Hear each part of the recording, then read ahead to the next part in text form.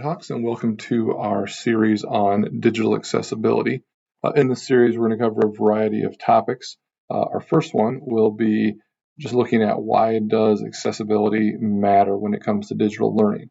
In other videos, we'll get into the standards that we are held to when we look at accessibility, and then we'll get into some videos on how to implement these different ideas and concepts into our courses as we build them, or we go back to try to retrofit and make things more accessible.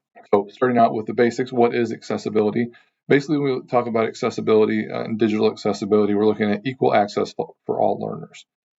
That includes supporting students, whether it's a permanent, temporary, or situational challenge that they might face. So a lot of times accessibility is looked at as being only for students with permanent disabilities. So people that have visual impairments or hearing impairments or mobility impairments.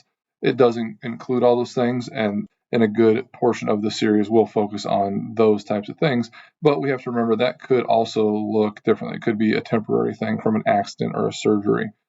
Might be the same type of issues, but sometimes we don't consider those types of things. We only look at it as somebody who has that challenge full time. And it could be a situational thing. It could be just a matter of limited internet access. It could be a situation where maybe your content is organized in a way that might be difficult to navigate, and they can only work on their coursework in an environment that's chaotic. So if they already have some sort of a cognitive challenge they're facing, it just makes it that much more difficult. So we have to consider all those things as we build our courses, because we want to make sure that they're as flexible and inclusive as possible. You might ask yourself, why are we talking about this issue now? What makes this such a relevant topic? In a general sense, it should always be something we consider to make sure our courses are accessible for everyone, but there's also a compliance component that's recently come into play.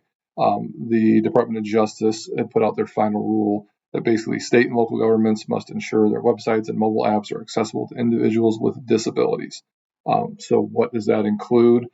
Anything we put into the LMS or into Canvas has to be accessible. So that's all of our course content, whether that's inside Canvas, whether that's an outside publisher like Cengage or Pearson, all the documents within our course, all of our slide decks and our Word docs and our PDFs, all those things have to be accessible.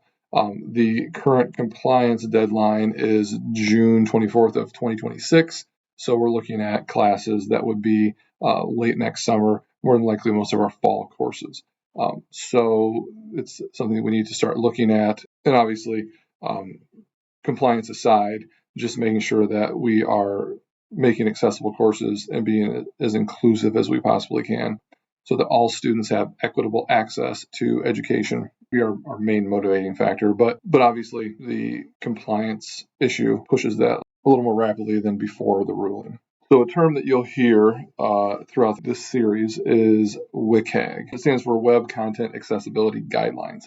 And we are currently using version 2.1 and then level AA or AA. That's kind of our official benchmark. They were developed by the World Wide Web Consortium. They've been through several iterations. Currently, 2.2 does exist. All of the compliance and everything that is out right now says that we have to follow, or we have to at least be compliant with 2.1. And 3.0 is currently in the works. So this is something that will be updated and constantly changing. But right now we need to know what WCAG 2.1 is and become familiar with that. And that's kind of what we're going to get into in the next video in this series. We will look at the big overview of what those standards are. And there's another acronym, POUR, which we'll get into what that stands for in video number 2. And we'll start to talk a little bit about what tools we have at our disposal to update and create digital content going forward. There's also some resources attached in the remainder of this slide deck. In the description for this video, there's a link to the TLDE SharePoint page, and all of these slide decks and other resources. There's some other videos and things will all be linked there. Feel free to use those and familiarize yourself a little bit more with the concept of digital accessibility. And hopefully this gives you a good overview of why we're talking about accessibility and why it's important. And next we'll get into WCAG and POUR.